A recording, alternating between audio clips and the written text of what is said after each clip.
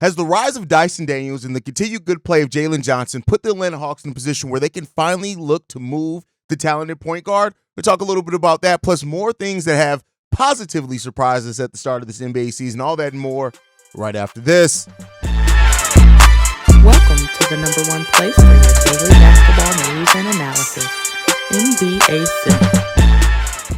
What's going on, basketball fans? Welcome to another episode of NBA Central, your number one spot for everything basketball related. I'm the host there, Haize, but more importantly, you guys can follow the channel at NBA Central Pod on every social media platform we happen to be on. With that said, let's go ahead and get into it for today. And before we get into the topics that I had today, this one just came down about an hour before the recording of this. Greg Papovich apparently did suffer a stroke, which is why he's been out. He's going to miss some extended time. They have no time table on his return right now. And outside of the basketball implications of this, Greg Popovich is one of the figures in the NBA, one of the few figures in the NBA you don't hear anything bad about. He has a positive impact not only on the players and the development, but the people around him, knowing each member of the staff, we're talking about people who work concessions and things like that. Like, Greg Popovich is just a really good guy. And, you hate to hear something like this.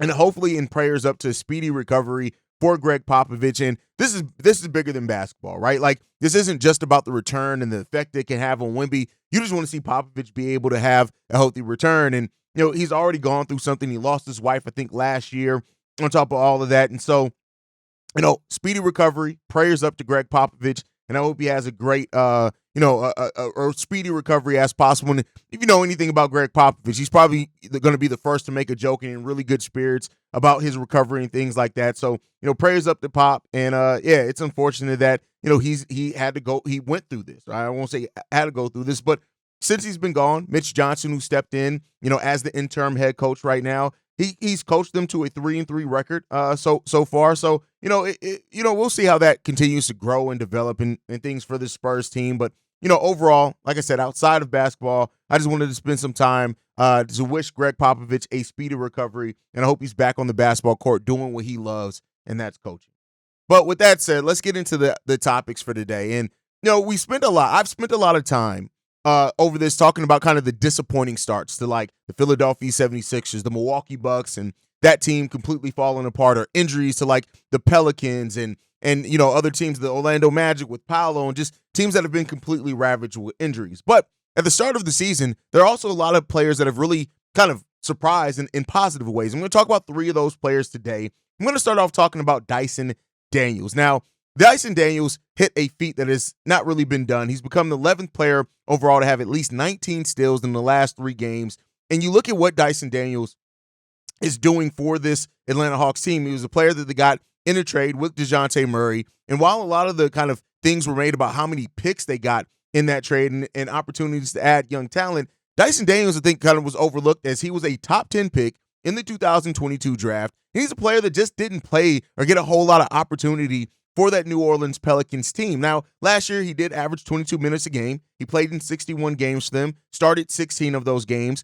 But he only got 5 shots per game, right? And that was a Pelicans team that really didn't have balance of their roster. They had a lot of players playing out of position and things like that. And we're seeing Dyson Daniels make a huge impact for this Atlanta Hawks team. And it's really good to see the way that he stepped up. He has stepped up as a 21-year-old player, playing a significant role for this Hawks team, hitting career highs really across the board in everything that he's done so far.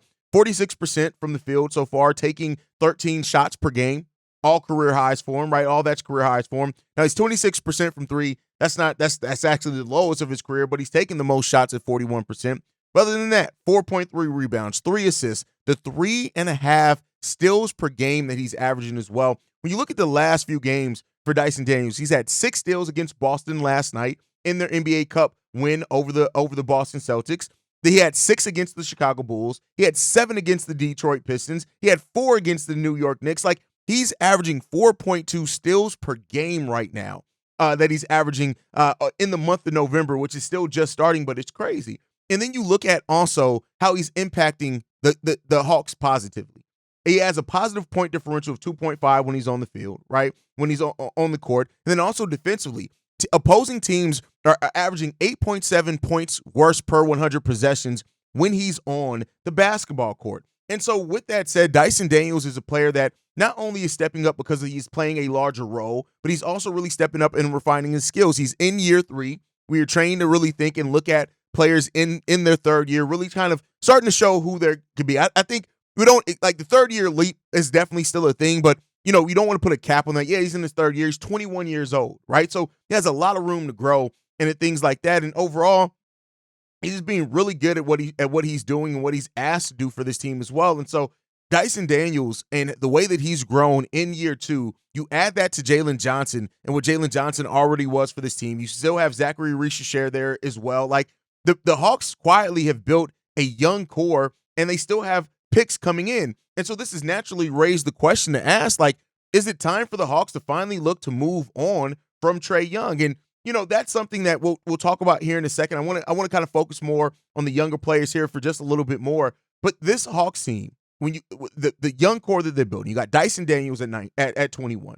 You got Zachary Richer at 19, right? You still got that. Jalen Johnson is still 23 years old. You have a nice young kind of platform that you can build these players off of. And then you still got tons of picks coming in as well, right? You have the San Antonio Spurs pick outright this year in 2025. I'm sorry. No, that's wrong. The Hawks pick is going to the San Antonio Spurs.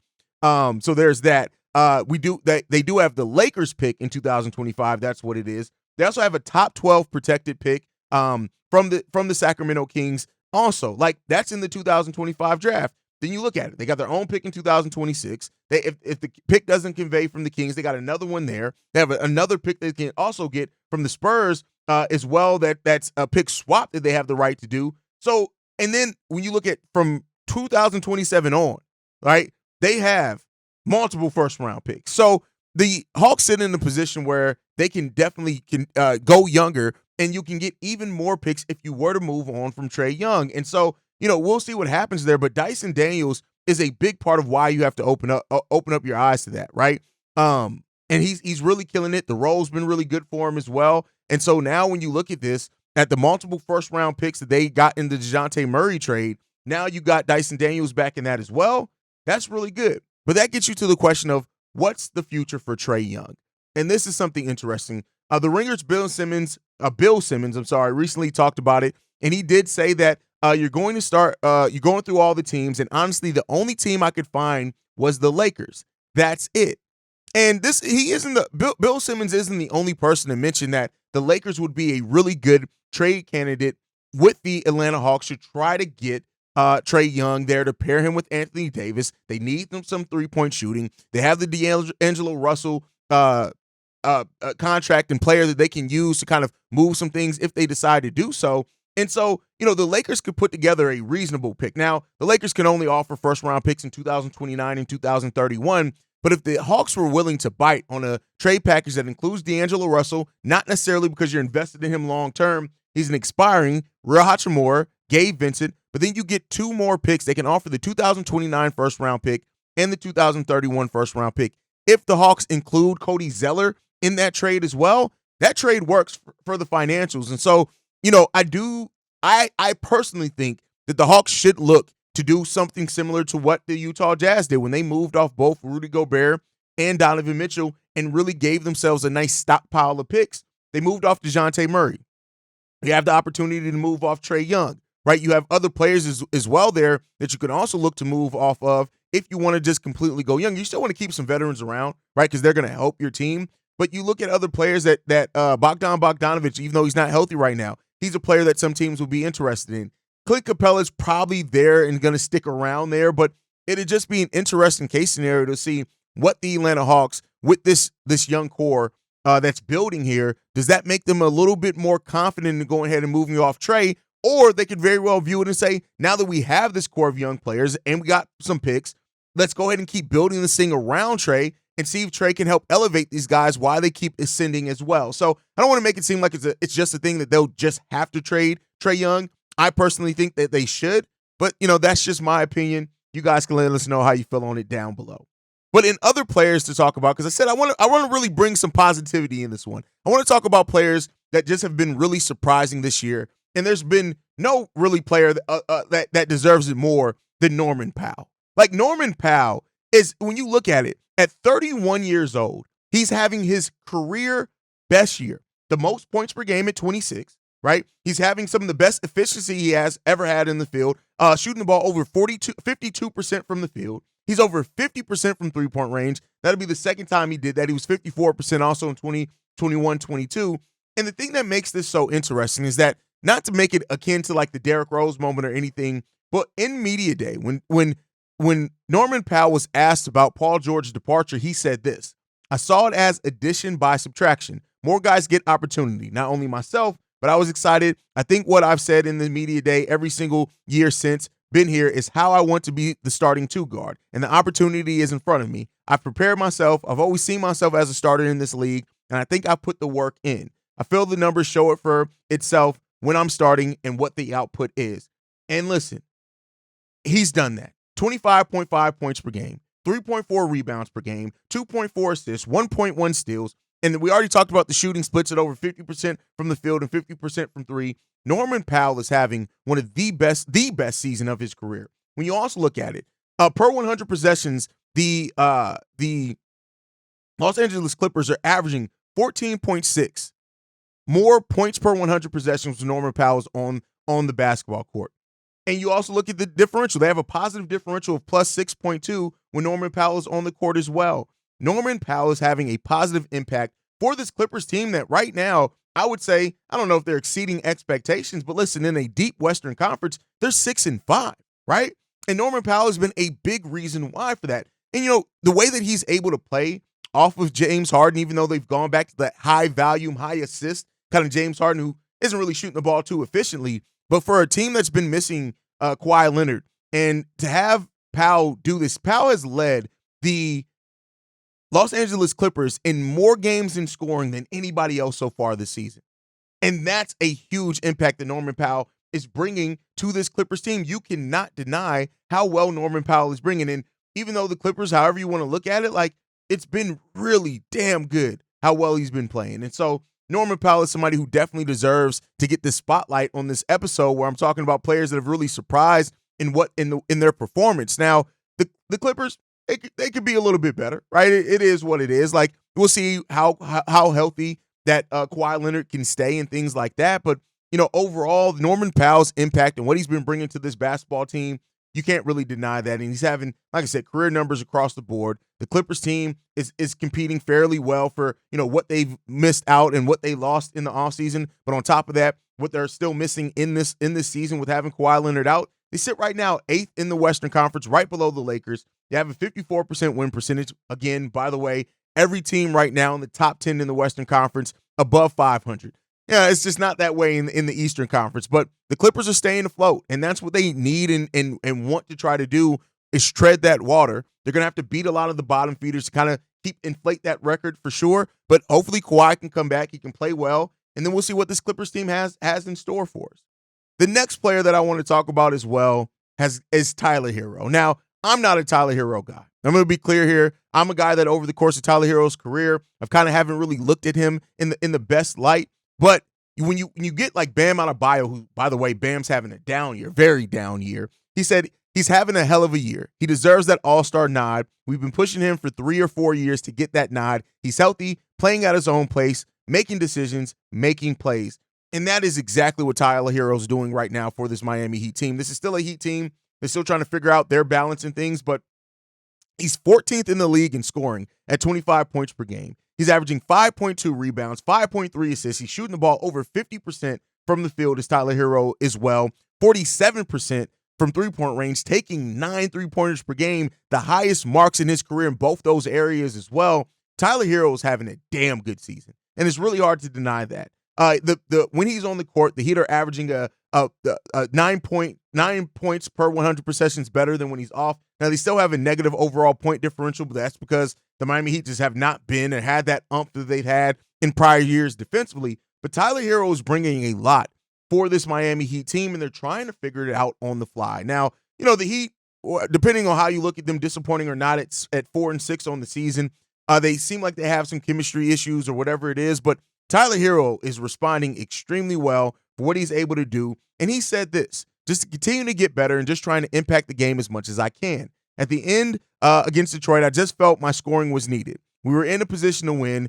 Things we will learn going forward. I'm happy the fight we have. We could have laid down with 6 minutes left, down by 10, and I hit a couple of threes and started to feel good. And this is a player that's in rhythm. And that is something that we've seen before. Like, you can get in rhythm for a whole season. And maybe Tyler Herro is going to be that guy for this Miami Heat team. Like, Jimmy Butler hasn't really been defensively what we've come to expect. Bam Adebayo is having a huge down season. And at some point, we really need to talk about it. I'm trying to be more positive on this episode than talk about negativity. But just for the interest of fairness, like, Bam Adebayo is shooting the worst that he has had ever in his career at 40%, taking 14 shots per game. He's 21% from three. He's averaging only 9 rebounds per game, and he just has not been an efficient player. 66% from free throw range as well, which I think is the worst of his NBA career. Bam has to wake up. Still a very young season, a lot of games left to be played, but this was one of those seasons that people were talking about. I was talking about, could Bam be the player that the Heat try to build around going forth? And as I said on Player's Choice, is that Bam is showing to be a player that you build with, maybe not you build around, and the Heat have a lot of those type of players right now. But overall, like, the Miami Heat season has been not kind of what people expected or hoped from that team, but Tyler Herro has been everything that he needs to do right now. And so, when it comes down to even though Eric Spoelstra made a big mistake in that game last night in the cup game when it came down to it, but overall, listen, I'll say this. If for the Miami Heat right now, right, until something changes for them, it's been a blunder of a season so far, but they do have a bright spot in Tyler Herro, and the question is how much more can they do that? Now, Khalil Ware is not playing a lot for them yet. I came into the season maybe thinking that Khalil Ware was going to play some for this team, maybe even moving Bam to the 4.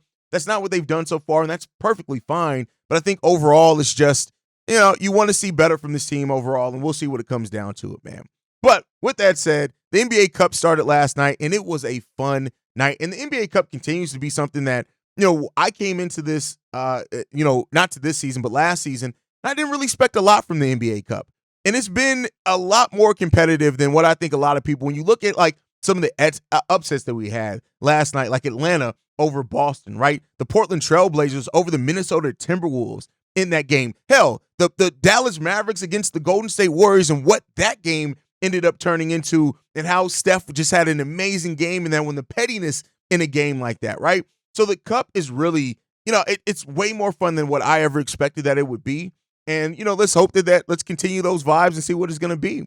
But that's my time for today, guys. Thank you so much for tuning in. Make sure you guys are following the show at NBA Central Pod. You can send us any feedback, questions, comments, concerns, NBA Central Show at gmail.com. And then lastly, if you want to leave a text message and our voicemail for the mailbag, the number to do so, 773-270-2799. We are the number one spot for everything basketball related. And I'll see you guys the next time I feel like making a video, probably tomorrow. Peace, y'all. This has been a presentation of the Breaks Media.